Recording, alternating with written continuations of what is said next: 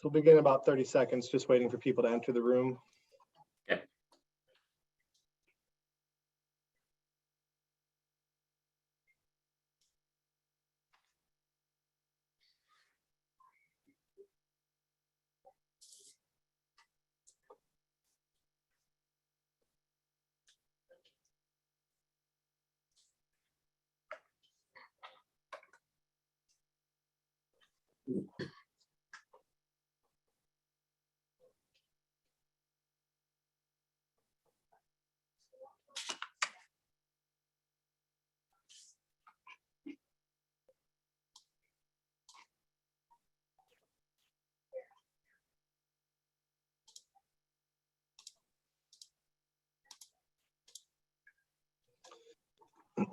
All right, well, we'll go ahead and get started. Good afternoon and welcome CFA Detroit and West Michigan Society members. Thank you for joining us today. Some general housekeeping and upcoming announcements. So some upcoming events. Tuesday, May 10th, we're having an event capitalizing on uncertainty, the value advantage in non-US and emerging markets presented by Zena Investment Management. This will be held at Valentine Distillery in Ferndale. Tuesday, May 31st, we will have our annual meeting. It's also going to be combined with our golf outing at Oakland Hills Country Club. There is still some space available, but it is limited.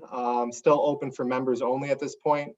After May 6th, we will open up to non-members. So if you're a member and you really want to play, get signed up.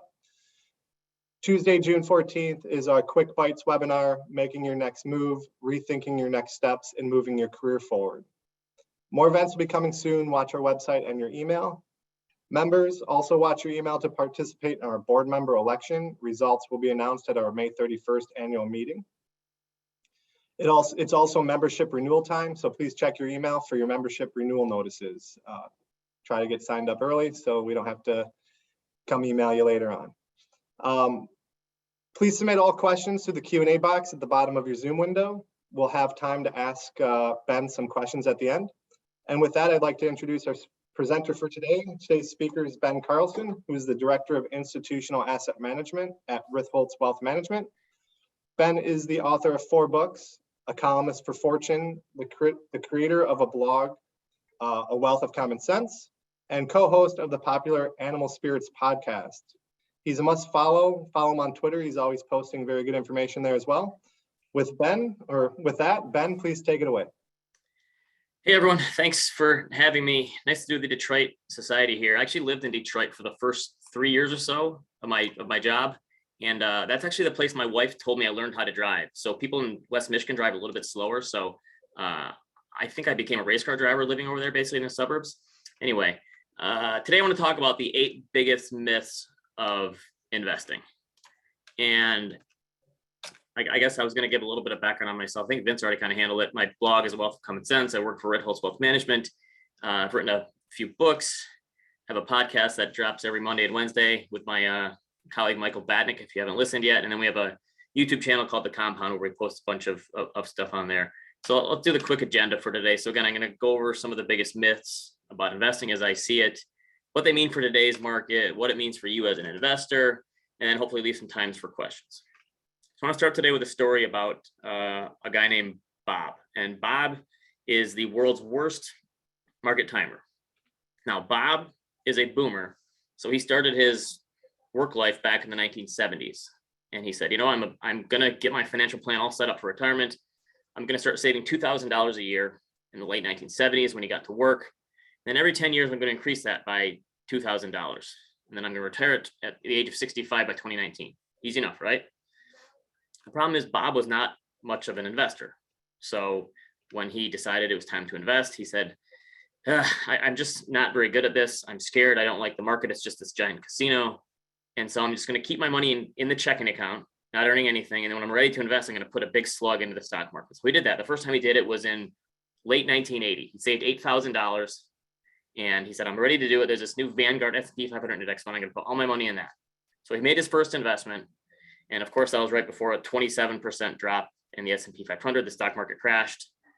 Interestingly enough, the last time inflation was at the levels it's at today, stock market crashed. Remember back then we had the death of equities, Business Week cover, inflation was crushing equities.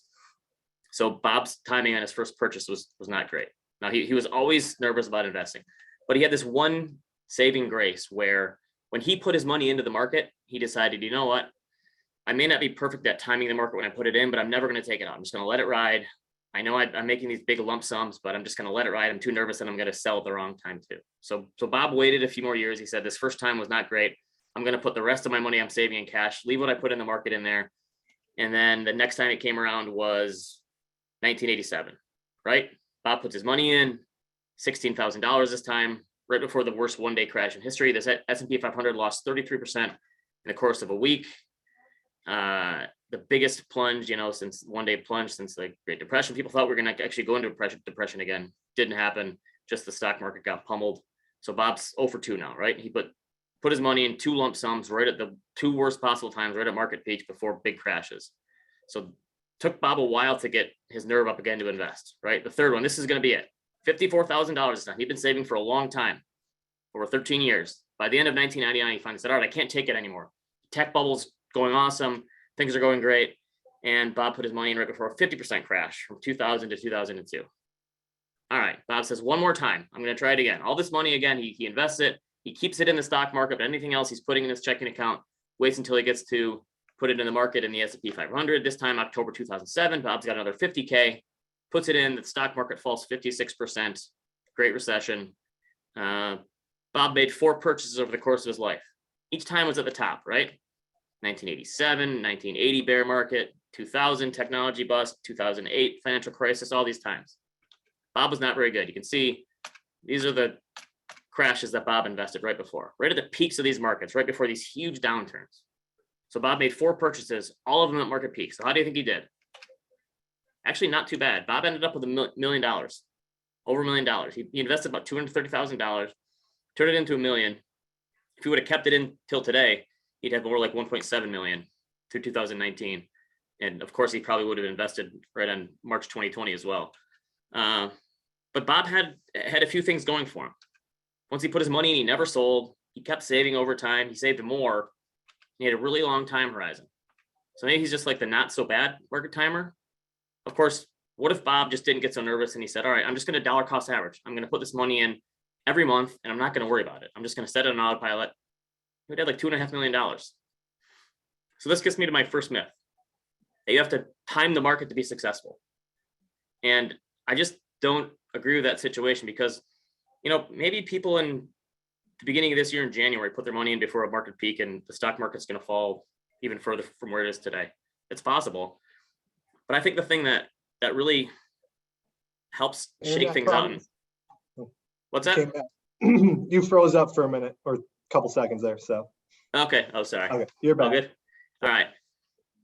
So I think a long time horizon can shake out a lot of mistakes in the market.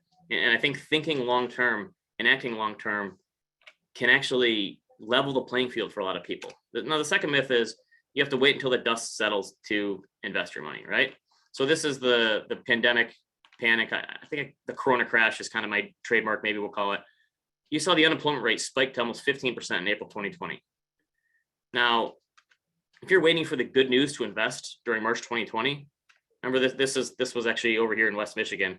This is when the first dose of the Pfizer vaccine went out. Well, let's say you said, the pandemic is too crazy. I'm not going to invest until things get better and we have some good news on the horizon, right? You can see this is when the first dose of the vaccine went out.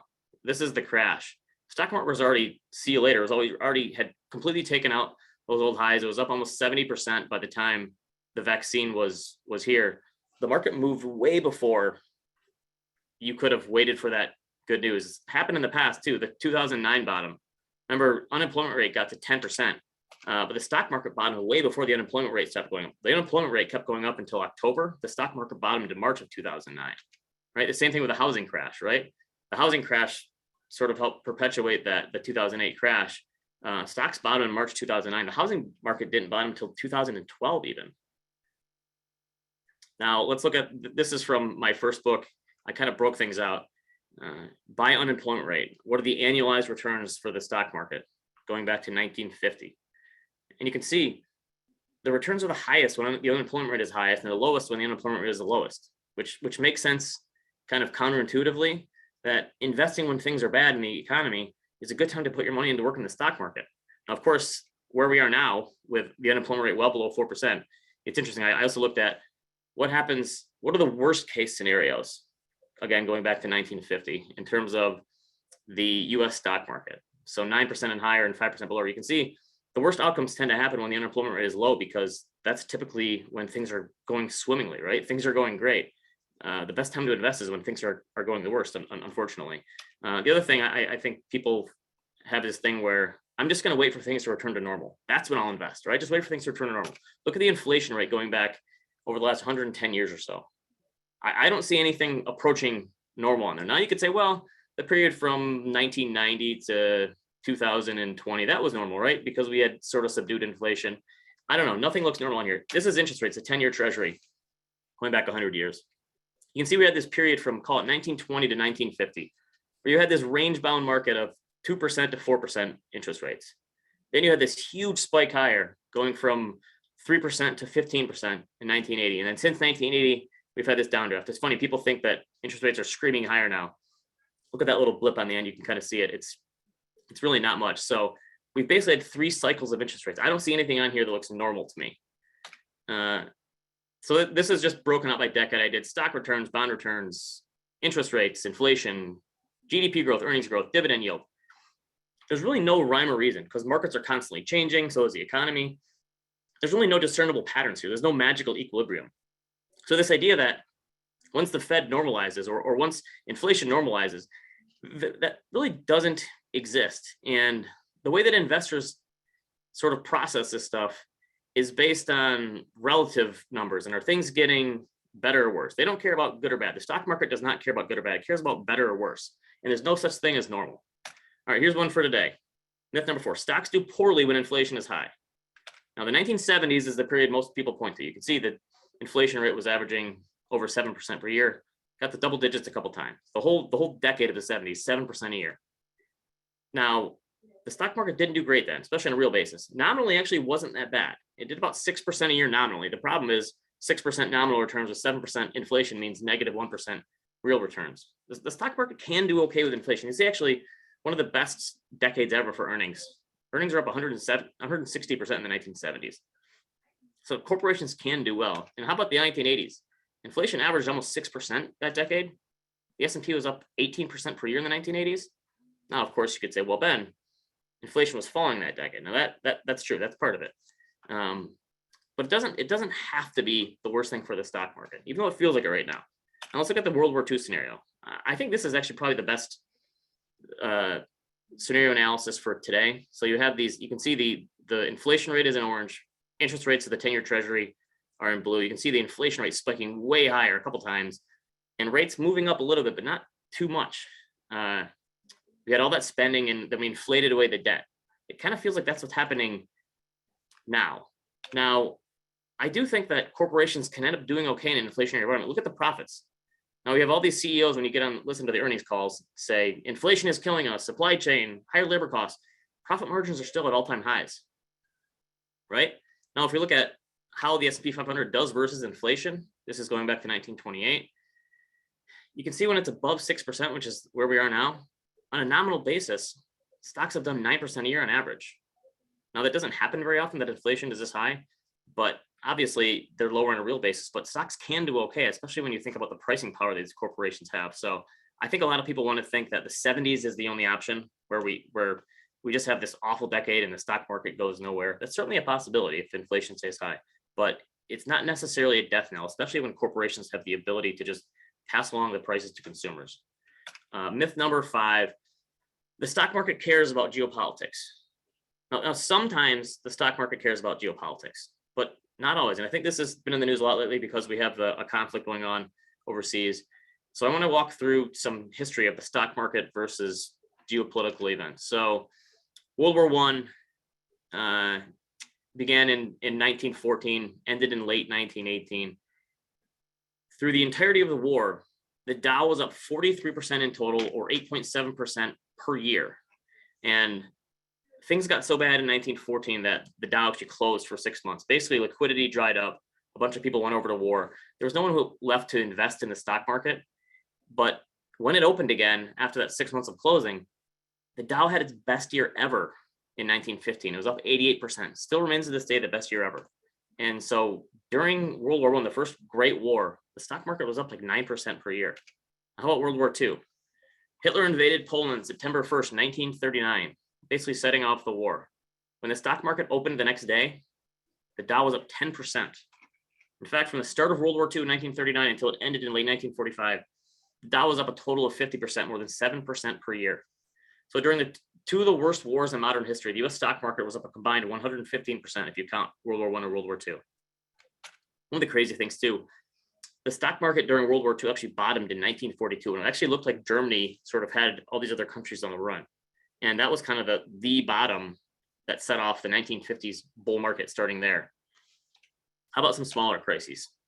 Cuban Missile Crisis, last 13 days, October 1962, kind of this 2-week period where you thought we're on the brink of nuclear war with two of the biggest countries in the world, nuclear powers. Over that time, the Dow remained surprisingly calm. It was down 1.2%. For the remainder of the year after that was over, the Dow gained more than 10%. How about this? President Kennedy was assassinated. The following day, the stock market opened up 4.5%. And actually finished the following year, 1964, up more than 15%. So obviously these things can be bad. The stock market rolled over pretty good after 9/11, even though it made all those losses back in about a month. So geopolitics can be bad for the stock market, but it's not a foregone conclusion that the stock market is going to crash just because something as bad is going on in geopolitics. Now, this one always kind of gets me. People think that the stock market is like a casino, right? You see these headlines all the time. The stock market has become a casino thanks to stimulus checks. People are just gambling. Now, there certainly are people who are gambling and they're buying options and they're just speculating in the market. That sort of thing, that's always been the case, right? That was the same thing in bucket shops in the 1920s. It's the same thing with people in the savings and loan crisis. This is the sort of thing that happens. But the stock market itself is not like a casino, because the thing with a casino is the longer you stay in the casino, the worse your odds get, right? I'm a big blackjack fan, play a little roulette in my day. I've actually been to some of the casinos over there in the Detroit area, MGM, I think. Not too bad. But the longer you stay and gamble, the higher your odds of losing are, because the casino has the house. It has the odds, right? The house has the odds. So the longer you play, the better they do. That's why they're able to have all these nice little perks there. And they make the hotel rooms that look so nice. And they want to get people to stay and they have food and they have drinks and all this stuff, because the house wins every time. The house doesn't win in the stock market. So this is going back 100 years or so, the stock market, and it shows the probability of seeing a gain at different intervals. So daily, 1 year, 5 years, 10 years, 20 years, you can see there's never been a 20-year period in the US stock market where the stock market finished down. Now, this is taking away things like inflation and costs and some of these things. And so not exactly a perfect comparison, but on a nominal basis, the US stock market has never had a losing record over a 20-year period. You can see over 10 years, 95% of the time it's positive. Even over a 1-year period, 3 out of every 4 years, it's up. But on a daily basis, it's almost a coin flip. So 56% of the time, the US stock market shows a gain on a daily basis. That means 44% of the time it's down, right? So it's not that different on a day-to-day basis. Now, the problem is, if you're thinking short-term, you're trying to beat the HFTs and such, Wall Street plays here. Everyone else can play here, right, in the long term, right? So the longer you stay invested in the stock markets, typically, the better your odds of seeing a victory and seeing a win. That's why it's not a casino. And so I always say that, the solution to high frequency trading by professionals is low frequency trading by regular normal investors, right? Just extend your time horizon. So this is the rolling 30-year returns for the S&P 500. You can see it's all over the place. These are total returns. So what's your worst total return ever in the S&P 500, right? So you have to go back to your starting point in 1929, right? You invest in the 1929 peak right before a huge 85% crash, the worst in history. The worst 30-year return from that point was 850%. That's the worst one. The worst someone has ever done over 30 years with dividends included in the stock market was a positive 850%. I don't know, not bad. All right, risk number 7. I spent the first part of my career, actually when I started working in Detroit, in the institutional asset management field. So I was working with endowments and foundations and pensions. And I started there in the early to mid 2000s. This is right as things like hedge funds are really ramping up and the endowment model from David Swensen was taking off. And going into and coming out of the financial crisis, one of the things that a lot of these funds did was just double down on risk as this quantifiable mathematical formula, right? So a lot of Sharpe ratios, a lot of Sortino ratios, all this kind of stuff where people are trying to quantify the risk in their portfolio. And sure, I'm a math person, I'm a spreadsheet person. It makes sense to have that quantifiable thing in the back of your mind because it makes you feel like you have your hands in the steering wheel. But the whole idea that risk can be put down to a number never really made sense to me. So Warren Buffett had this saying where he said risk comes from not knowing what you're doing. Carl Richards, if you ever read any of his books, are really good. The Behavior Gap said risk is what's left over after you thought of everything. Those definitions are really squishy, and people in Wall Street don't really like squishy stuff. They want stuff that's hard and quantifiable. But I think of volatility not necessarily as like this quantifiable risk, but it's like, how do you use it to your advantage? So I think for most normal people, the idea of risk is, am I on track to reach my financial goals? How do I minimize the probability that I won't reach these goals?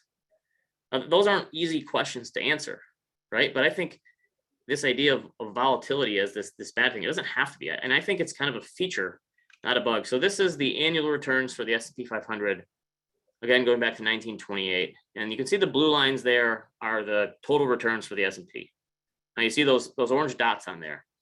Those are the peak to trough drawdowns in those years. So you can see even when you have a really good year in the stock market, somewhere along the way during a calendar year, you're probably going to have a down cycle. It just happens. So you can see the one I circled all the way in the end. That was 2020. That's an outlier, obviously. The S&P 500 fell 34% towards the end of March, finished the year up more than 20%. But that's actually not that rare, where you see a double-digit correction during the same year as you see a double-digit positive return by the end. So this volatility, thinking that if you just can minimize it as much as you can, that you can make it go away. Unfortunately, especially with interest rates where they are, even at a much higher level than they were in the past, I think you just have to learn to accept volatility and live with it, not try to completely reduce it from your portfolio and get rid of it, because it's losses are just normal. So this is what happens any given year. So 95% of the time, you're going to see at least a 5% correction in a given year. 10% or worse going to happen 2/3 of the time. So that's this year, right? The S&P 500 as of this morning, I think was down 11 or 12% this year. That's actually the norm. So the average peak to trough drawdown since the 1920s is like 16%. Since 1950, call it more modern days, World War II, we're talking more like 13 or 14%. So this year feels like it's just a punch in the stomach and what's going on, but it's actually kind of normal so far. Obviously, things could get worse, who knows? But even 1 out of every 4 years, you'll see a 20% or worse drop. So 1 out of every 4 years is basically a bear market. You can see 1 out of every 20 years is a 40% crash, which is kind of a calamity situation. But I think investors just have to understand that these losses are just part of the agreement you make when investing in risk assets. Like, there wouldn't be such higher long-term returns over the rate of inflation for stocks if you didn't have these periods like we have this year where the stock market gets killed a little bit. Now, one more here before we get into kind of what it means. One of the things I learned in the endowment world was a lot of really smart people who had really large portfolios. We're talking hundreds of millions of dollars or billions of dollars in portfolios. A lot of them assumed that complex problems like the stock market, and the stock market is this complex adaptive system. It's constantly changing. There's all these moving pieces. You have people with different opinions, different time horizons, different risk profiles, and it's constantly changing and being updated as people sort of learn what's going on. It's a very complex place because humans are complex. But a lot of people thought, well, that complex problem must require a complex solution. And that never really made sense to me. And this kind of brings us to today, where today seems like a very complex problem for a lot of people. Interest rates are rising, inflation is high, it's stocks are down, bonds are down. So it's like, what am I supposed to do? So in times of need, what do? I go to Bruce Willis. So we're not quite there yet, but every year on Christmas, everyone on the internet has a discussion. Is Die Hard a Christmas movie? Now, I tend to think Die Hard is the greatest action movie ever made. And I think it's just an action movie that takes place around Christmas, but to each their own. Now, the bad guy in that one, Hans Gruber, his whole thing was he's going to the Nakatomi Plaza, right, during this Christmas party, and he's going to steal these bearer bonds. Now, I swear, bad guys in movies are the only people who actually know what a bearer bond is. And I think it's possible the Fed may have killed bearer bonds forever because interest rates are so low. So Hans Gruber, his whole plan, 1980s, the trope was you have a bad guy, you have a good guy. And the bad guy at some point has to tell the good guy, here's my plan and here's how it's going to happen. And then the good guy thwarts the bad guy's plan, right? Now, Hans Gruber in this movie said by the time they figure out what went wrong was sitting on a beach earning 20%, right? To which I say, good luck with that. You couldn't make Die Hard today. The Fed has essentially killed them. Even with interest rates rising at 2%, I don't think Hans is going to find 20% bearer bonds in 2022. So this is from Deutsche Bank, and this goes back 200 years of 10-year government bonds. You can see in the pandemic, we basically hit multi-century lows in the 10-year, right? Interest rates were through the floor. Now I did this and I took, let's say you had $1 million, you're a retiree of $1 million, and you say, listen, that volatility stuff you talked about in the stock market, I totally get it, I understand it, but I really just can't handle it. Psychologically, it's not in me, I can't do it. I just want it in safe government bonds. I know they're not going to default. I understand the inflation risk, put me in bonds. So let's say at $1 million, how much would you have in different decades if you had invested that $1 million in the 10-year US Treasury government bond, right? The benchmark 10-year Treasury. 1960, you have $47,000 a year, right? Not bad income, right? By 1970, you're earning almost 80K. Interest rates are going up. 1980, 6 figures, over $108,000, right? Not bad. 1990, coming down a little, still $82,000. Rates are still pretty high in the 90s. I think people forget that. By 2000, we're talking about $67,000. 2010, $37,000, coming down, going the wrong way. Today, about $28,000. And it's kind of funny. I've given this presentation before. I've used the slide. This is the first time in a while I've had to update it and actually increase the number for 2022. And yet, even with an increase from where we were in the pandemic, which, we're talking rates on the 10-year got to 40 or 50 basis points, basically. Still about as low as it's been in a long, long time, right? So you can't just have your money sitting in Treasury bonds. So the way I look at it for investors, and we talk about this with our clients, you have two options. You can take more risk, or you can lower your expectations. That's pretty much it, right? Anything else is kind of a fork off of those two decisions, right? And I think that for a lot of people, doing nothing really is a decision. Now, might be some Ted Lasso fans in the room, big show on Apple TV these days. There was a study done on penalty kicks for soccer match. So if people aren't familiar, if a soccer match is tied at the end, they do go to the overtime, still tied at the end of that, they do penalty kicks. In each side, the striker gets the opportunity to kick the ball, and you get 5 kicks for each side, right? The goalie has this huge net they have to cover. And the idea is whoever has the most goals after those 5 wins. And the goalie is at a huge disadvantage because those goals are massive, right? And the striker has all the advantage because they can kick it and the goalie has to kind of guess. So the idea is the goalie basically has 3 options. They can either stay put in the middle, they can dive to the left, or they can dive to the right. And the thing is, because the striker hits the ball so quickly and they're so close to them, they basically have to guess which way they're going to kick before it happens. So there's kind of a psychological warfare element to it. And there was actually a group of German researchers who decided to see, like, how often does the goalie make a move in either direction? And they figured out that basically 95% of the time, the goalie dives left or dives right to try to save the ball. The other 5% of the time, they kind of stick in the middle. But then they figured out, well, what does a striker do?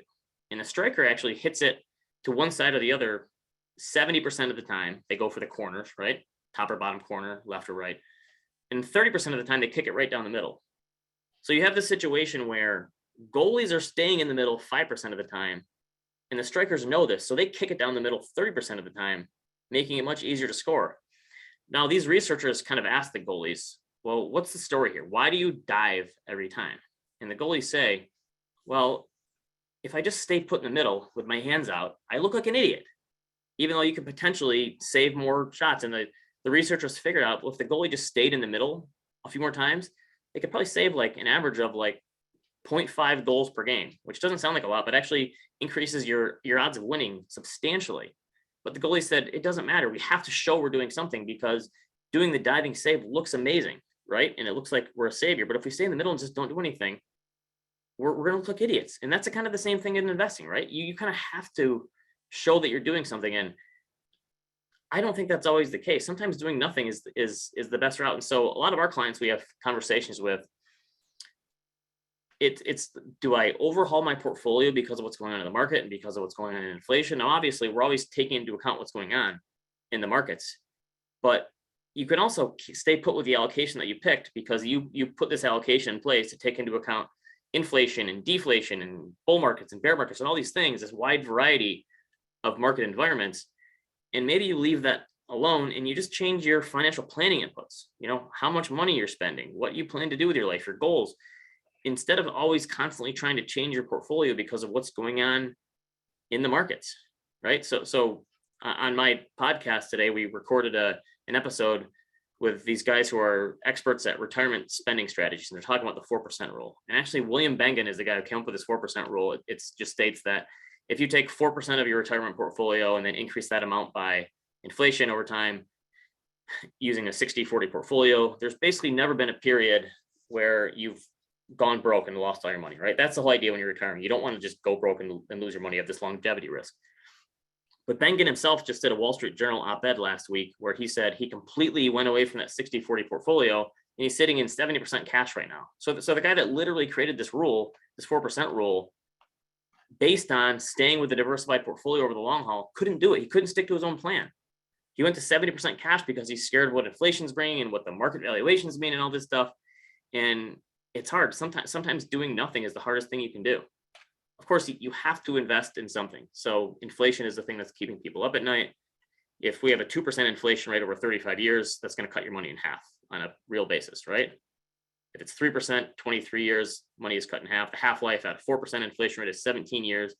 And if it's 5% for that long, we're talking 14 years. So obviously you have to invest in something, especially with people who are retiring now. So there's a stat that something like 10,000 baby boomers every day are retiring, right? And they could have 2, 3, 4 decades maybe to invest their money. So you can't just put your money in a government bond unless you have a ton of money or you have a lifestyle that doesn't require you to take a lot from your portfolio. You have to invest in something, right? You can complain about the Fed, say this isn't fair, all you want, but you have to put your money into something. And for a lot of people, that means investing in more volatile assets and understanding that you have to accept that volatility to increase your portfolio above the rate of your standard of living. Now, I know that there's going to be a lot of inflation hedges that come out in strategies. I've already seen today in my inbox alone, I got a lot of pitches about absolute return funds and all these things. And there's nothing wrong with those. But I think all these solutions are going to come out from people looking to try to help with inflation. I still think that the best hedge against inflation is probably the stock market. So you can see this is real dividends in the US stock market over the last 100 years. This is growing at 5% per year. Cash flow paid to investors. That's 2% over the rate of inflation over 100 years, right? Now, the stock market in this period has fallen 50% or worse 5 times, right? Dividends have never been cut in half. So income is far less volatile than prices when it comes to the stock market. And as a retiree, that's what you're looking for, right? Is income. So I think dividends from the stock market still remain sort of an underrated inflation hedge, because companies can, and again, with companies have some pricing power if they're going to complain about inflation, but then pass all the prices to us consumers, you can kind of beat that a little bit by sticking out and taking the cash from those companies. Yeah. I also still think in terms of trying to get more complex, it's still really, really hard to beat the market. So this is the SPIVA mutual fund report card that they put out on a 6-month basis every year. You can see over 10 years, this is all different types of funds. You can see like all domestic mutual funds over a 20-year period, 88% of the time, 88% of those funds underperformed their simple index fund benchmark. The market remains really, really challenging to beat over the time. And so I think for a lot of people, I'm not saying it's impossible, but for a lot of people, again, the financial planning stuff probably matters because that's what they can control.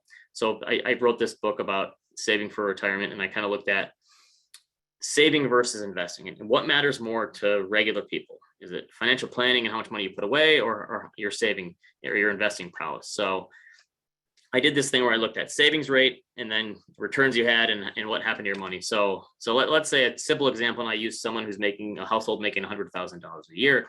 So let's say that this family saves 10% of their income and they have 6% returns in the stock market or their balanced portfolio. What happens after 10 years and 20 years, you can kind of see the numbers there. Now this time, let's say, okay, you know what? I'm gonna knock the cover off the ball. I'm an amazing investor. I'm the next Warren Buffett. I can do 12% a year, right? So I'm still saving 10%, but my returns are gonna double the market. So you can see now this is what happens. After 20 years, you can see that's a noticeable increase. If you can double the market, you're doing great, right? Good for you. But what if, let's just say, theoretically, it's hard to double the market. I know this seems crazy, but that's probably pretty tough to do. Let's say instead you double your savings rate. You earn the same market return, 6%. Doubling your savings rate does better for you after 10 years and 20 years than doubling the market return. And guess what? Doubling your savings rate is far easier than doubling up the market in terms of returns.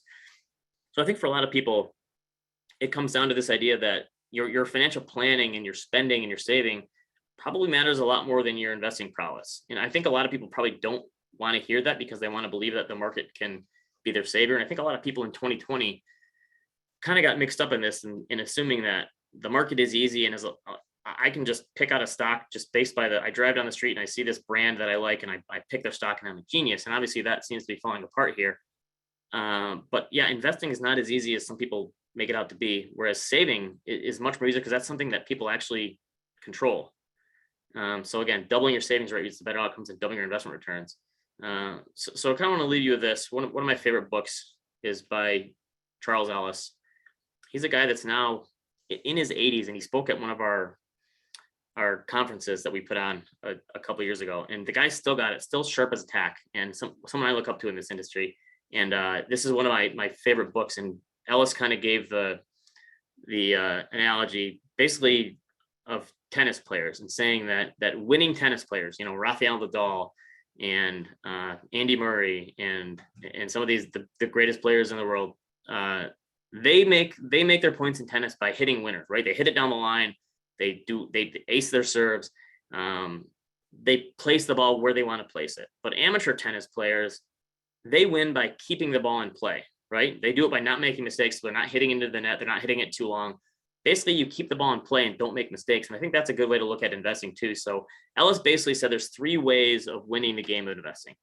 One of them is physically exhausting. Basically, you outwork the competition. So you've heard of this guy, Leon Cooperman. He's a hedge fund manager. He says, every day I get up at 4 a.m. and I'm in the office by 5 a.m. and I come home at 8 p.m. and I'm devouring earnings reports and I'm looking at this stuff all day and I'm following these companies. And he says, I'm going to outwork the competition. I have this work ethic. The problem is with that one is, working harder and trying harder in many areas of life actually leads to better outcomes, right? You can diet and exercise and change the way that your body works or that how healthy you are. That works. You can study more in school and improve your grades. Sometimes trying harder in the investment world and in the financial markets actually makes your results worse off because you try to press and you try to do too much when you should just be a little more patient. Now, Ellis said number 2 is mentally exhausting. You have to outsmart the competition. You just have to have a better IQ and be smarter than everyone. The problem with this line of thinking is that unfortunately, there's always going to be someone smarter than you. And the other thing is that intelligence often doesn't translate into better results in the markets. So a lot of times the worst investors, and I'm sorry if anyone here is listening has one of these or someone in their family, but doctors and engineers are often the worst investors that we come across when they come to us as prospects because they're intelligent, they've gone to school for a long time, they're successful in their careers, and they assume everything that I do in this line of work should translate into the markets and I should be able to be the world's best investor. But it doesn't work like that because there's always going to be someone smarter than you. You think about the medallion hedge fund that has literal rocket scientists and code breakers and former spies working for them to sort of break the market and understand it.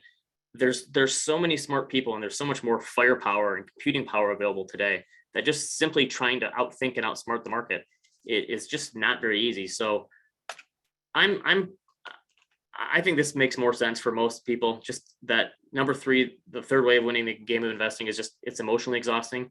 So you're more rational than the competition, and that just means having a little bit of a longer time horizon, having some more patience, thinking through and building a financial plan that works for you personally, because you could have the perfect investment plan, the perfect portfolio strategy, but if you personally can't stick with it, like this perfect strategy that you can't stick with is gonna not work, and it's gonna be no different than failure. Whereas just a decent strategy that you can stick with is probably gonna be vastly superior to that. So I think that's kind of the way I think about it, that for most investors, just having your emotions in check, thinking and acting for the long term is probably how you're gonna win this game today, because that's kind of the thing that normalizes people, is just having a little more patience. So I think I left plenty of time here for some questions if we wanna hop in and see if there's anyone in the chat or anyone wants to say anything.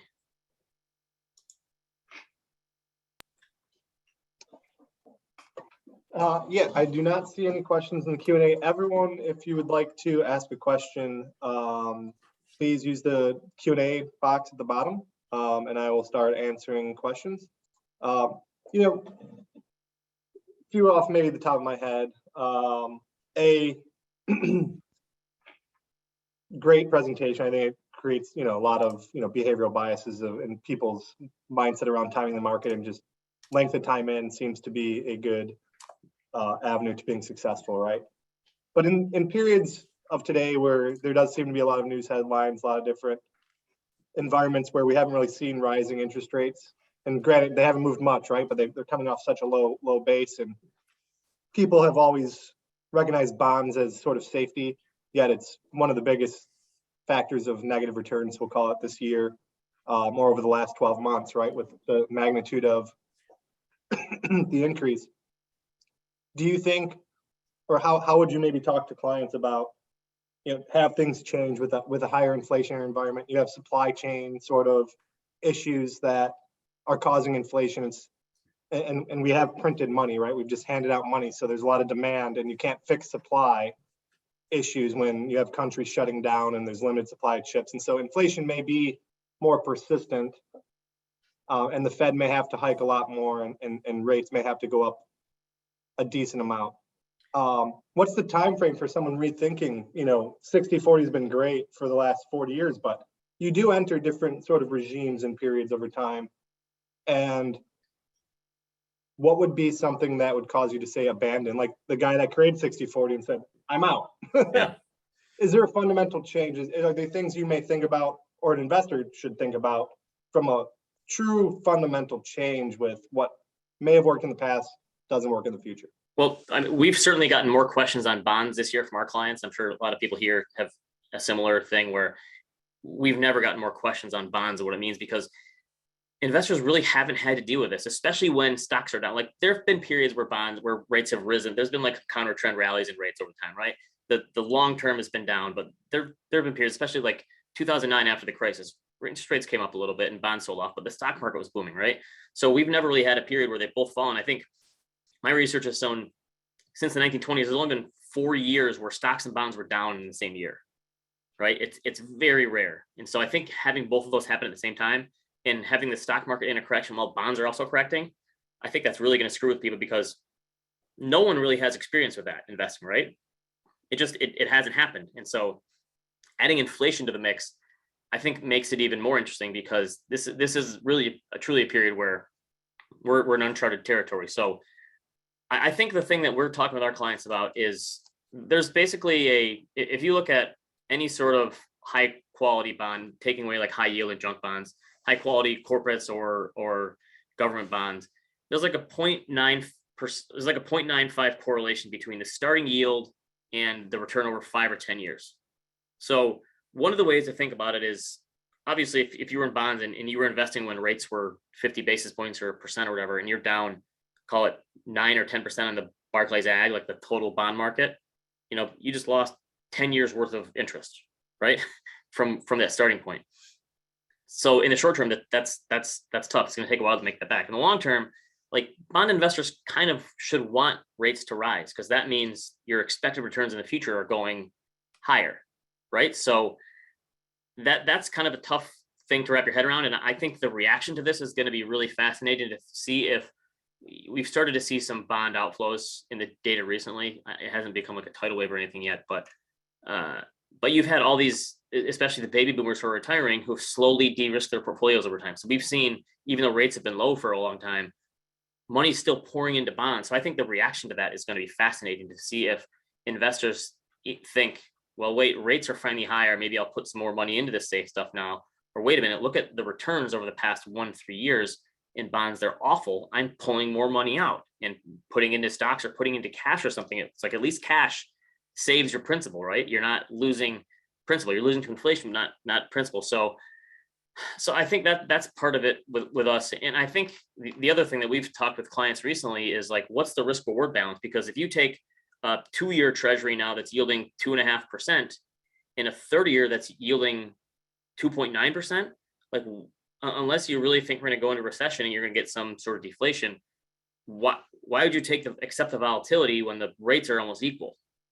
So that's kind of the thing we're thinking about too, is the duration match. Like when does it make sense to take any duration risk now if the yields across the board are pretty similar, right? So I guess unless you're betting on a recession, which some people certainly are, and rates are just, the Fed's raising rates so they can lower them again in the future, that duration mismatch and like, what's the risk reward trade-off where you don't have to accept as much interest rate risk for the same yield, right? But certainly, of course, there are, and I think there have been any easy answers for bonds for years, I think, is kind of the way that we've framed it. It's, for a lot of people, it's been the new 60-40 is a 70-30, or the new 70-30 is an 80-20. And some people, especially, like I said, if retirees are living longer, just might have to accept some more volatility in their portfolio, especially if you're getting some more volatility in bonds now. People might be more willing to take that route.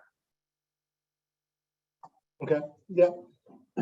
Got a question. It's just thoughts on next recession, or is there a real estate bubble? Obviously, from my perspective right now, there's limited supply of housing, right? I think we're like record low inventories. You got a lot of different buyers out there, but at the same time, for your normal buyer, prices have gone up a lot, and now mortgage rates have gone up a lot. And so, do you have thoughts there on, is prices sort of sustainable? You got a supply problem, but at the same time, now you have a real affordability problem potentially. Yeah, I've been writing a lot about the housing market for a while, and I think that this is one of the things where interest rates have gone so rates in January were under 3%. Now they're above 5% for a 30-year mortgage, and it happened really fast. So I think people might not have had a chance to get acclimated to those new rates. In the past, we've seen kind of a stair-step approach where rates slowly go higher. This has been just a huge whoosh higher. They took the elevator up, and especially when houses are up 20% or however much they are over the last 12 months even, you're right, that affordability thing, it's one of the more unhealthy markets I think that there is, because we have such a low supply from a lot of the pandemic stuff. Home builders are trying to build homes. They can't finish them because of labor supply shortages and because of all that labor shortages, all that stuff going on. And then you have the huge wave of demographics where millennials for years put off household formation because they had a hard time finding a job following 2008, or they went back to school, or they got married later in life, and they're in their prime. There's 73 million millennials or whatever, the biggest demographic in the country, and they're all prime household formation years. And there's not many houses for sale, especially on that lower end where they want to be in if they're trying to be first-time home buyers. So I think it'll be interesting to see this dichotomy between rising rates making things less affordable, but housing is actually one of the better inflation hedges you have, right? Because if you already have a house that's built and it costs more to build a new one, technically that house should be worth more, because you don't have to go out and build it and find labor that's going to be more expensive. And then you have people who have a fixed rate mortgage. My wife and I talk all the time. Our mortgage rate is below 3%. I don't know how much you'd have to pay us to leave that and go to a 5.25% interest rate, right? Go somewhere else. Like, you'd have to have a really big life event to cause that. So I do wonder how that supply demand thing is going to shake out, where it scares some people off because they see the affordability, like, I can't do this with home prices up 20, 30, 40% and mortgage rates up, versus how many people are going to want to sell into that. So I don't look at this as a housing bubble, because you really don't have as much of the crazy lending and subprime stuff going on as you did back then. Actually, if you look at the numbers in terms of the New York Fed puts out a report every quarter, maybe it's every month, but I think it's every quarter, that shows just the credit profile. And it's just a completely different picture. People getting mortgages these days have really high credit scores. They're financially more able to buy a home than they were in the past. So it's not like people are taking out these crazy loans that they can't afford, and they're taking these ARM adjustable rate mortgages to be able to afford it. People have locked in low rates for the past few years. So people who've already in a home are in a pretty good position. And so I think it's not as unhealthy as that. The price rise obviously makes it feel like it's a bubble, but I think it is more of an unhealthy thing where that supply shortage really, following 2008, all the home builders pulled back and stopped building. And I think we're going to be feeling that for years in terms of there was just a huge undersupply of homes. We went from oversupply in the early 2000s to an undersupply in the decade after that really we're going to be feeling for a long time. All right. Question on, can you speak to when investors are no longer saving but spending down? I think this has to do with, we'll call it taking on too much risk, right? So the protection of principal, and to your point, I think you laid it out there, but you can maybe speak a little bit thoroughly on it.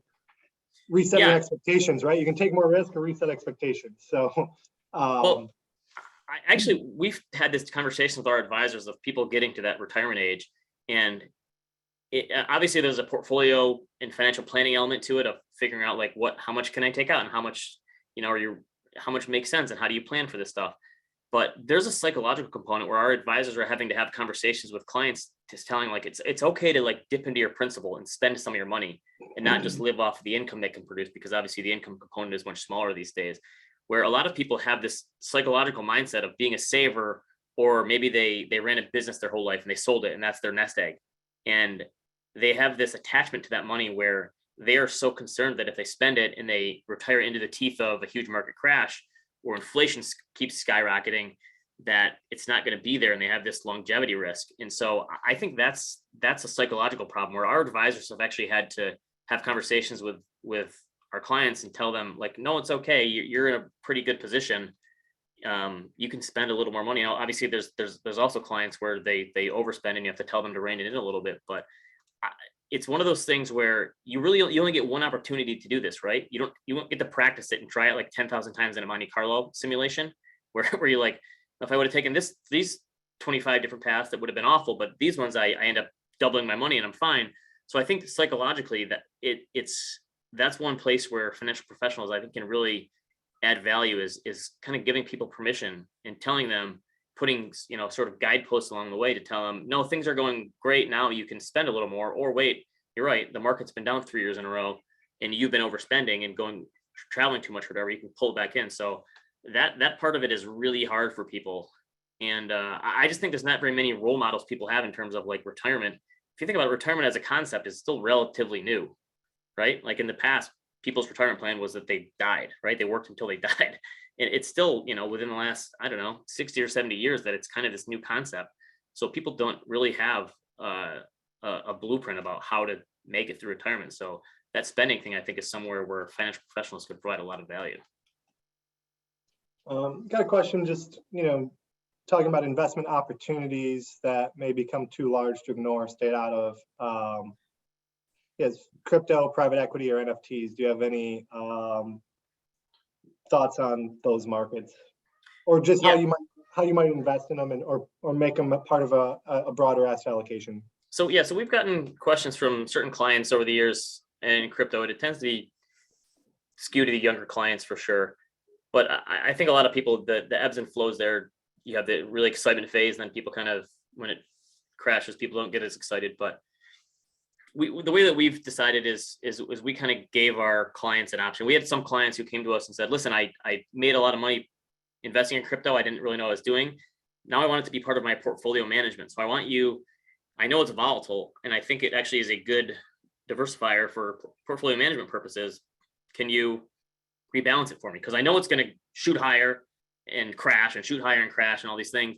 And if it's going to be that volatile, can you use it can you rebalance it for me? And unfortunately, there's not very many good tools to do that yet, right? Because none of the big custodians allow you to do that. It's still kind of the wild, wild west in terms of regulations. So that's one of those spaces where it's much easier for a retail investor to trade and invest in it now than it is for like a wealth manager or an institutional investor, because the regulation and compliance stuff is just not there yet. So our sort of solution for this is we in partnership with Wisdom Tree created an index, because our whole thought process was, who knows what's going to end up being the winner in this. You have all these, disparate tokens that are promising that they're going to change the world on the blockchain, all these things, and who knows what the winner is going to be. So we tried to create this sort of index of it, and we didn't say, okay, all of our clients are going to invest in this. It was kind of, we had this option for clients that came to us and wanted to invest in something that was broad based in the space and could have some Bitcoin and Ethereum and maybe DeFi and metaverse stuff that was sort of made in concert with people who understand these markets, and gave them the opportunity to invest in it. But I do have to say that making the decisions of how to invest in that in a more of a portfolio management framework were not easy. Trying to create an index for that is not easy, because you have these meme coins and these altcoins and potential scams, and it's certainly a place where it's still not very easy to put something together for clients. So that's a space where it would be nice if the SEC stepped up and started, granting some of these ETFs and making it easier for people, so you can have it in sort of more regulated product. But it's one where I think you at least have to have some answers for clients and talk to them about it, instead of just still dismissing it, because some people really believe in it. But that was our approach, is sort of giving them something to invest in if they approach us with it, and not really jamming it down their throats. Sounds good. Another question is more of, I think, your ability to, as they would put it, distill complex topics into digestible, easy to understand pieces. How did you focus in developing this skill? Like, how did the way you talk to clients and break down investing and make it easier to understand? Was there something you did to help foster that? I do think, that's something that I realized pretty quickly when I joined the industry. And part of the challenge for me is that I came in feeling like I didn't know anything. So making it simpler for me was personally helpful at first, because I wanted to understand stuff better. And when I started writing my blog, one of the reasons I did it, and the biggest audience I did it for, because I was sick of answering questions from family and friends about stuff. So I thought, I'm going to write this blog for them. And it was interesting so I started the blog almost 10 years ago. And I noticed, like, a lot of when I first started and, no one was reading it, and I slowly built up a following, a lot of the emails I was getting were from financial advisors and wealth managers. And the funny, at first I wasn't in the space yet. I was still in the institutional world back then. I was just kind of writing it as a personal sort of side hobby. And it never really dawned on me that, oh, this would make sense for that crowd, because they're using some of the stuff that I'm saying to explain it to their clients. And I think one of the things that we take for granted in this space is that we're following this stuff all the time. We're following the markets, we're following the research, we're helping clients build stuff. 95% of the people out there don't care about this stuff as much as we do, right? So they don't follow this stuff and track it as much as we do. So I think a lot of times people fall back on jargon and trying to keep it complex and prove how smart you are to people, when all they really want to know is understand, like, what am I investing in and why am I investing in it? And so I think something that was helpful for me is just practicing that communication. I was never like a really big writer or speaker for that matter. Like, I have some people I work with, Josh Brown, my colleague, is on CNBC 3 or 4 days a week. He was like born to do this. He was a natural born speaker. He's charismatic, all this stuff. That was never really my personality. I think I had to kind of work at it. And I think writing was one of the big ways to do that. And I get questions from advisors a lot asking, like, if I want to start a blog or newsletter, how do I do it? And my answer to many of them is, well, do it with the idea that you're not trying to build an audience or something, which is never something that was in my mind. Answer questions from your clients that you know you're going to get, right? Like, people are getting questions on things like bonds right now and rising rates and inflation. Just write to your clients and discuss your thoughts on those, and send it, get everyone's email address and send a newsletter to your clients. And then maybe you can use that for prospects too, because we get questions all the time from people saying, hey, I'm worried about this. What do you think about it?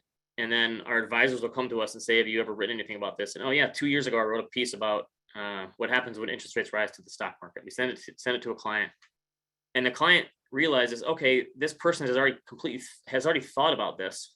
They've done the research. They've thought through this. They actually know what they're talking about. So I think if you can build yourself some sort of library, I think that's helpful. And I think the more you do it, the better you get. I think writing is almost like a muscle that you can improve on the more you do it. And the same thing with communication, whether it's you're talking to clients or or talking to a podcast, whatever it is, I think the more you do something like that, the more you practice it, the better you can get. And so again, the simplicity thing for me always made sense, because that I was trying to do that for myself first, and then for family and friends, and then it seemed to resonate for people. And I think part of it is just people prefer stories and analogies to help them better understand things. So I mentioned Carl Richards in my speech, and he explains things just through simple drawings on a blackboard. So I think anything that you can help people digest this stuff more easily is always going to help, because that's just the way people learn, and they sort of process that information better. All right. Well, we've approached our 1 hour, 1 p.m. We try to keep these lunches to an hour. Ben, thank you so much for joining us today. Really appreciate your time and willingness to educate our members. Yeah, thanks for having me, everyone. Appreciate it. All right. Have a good one. Thank you.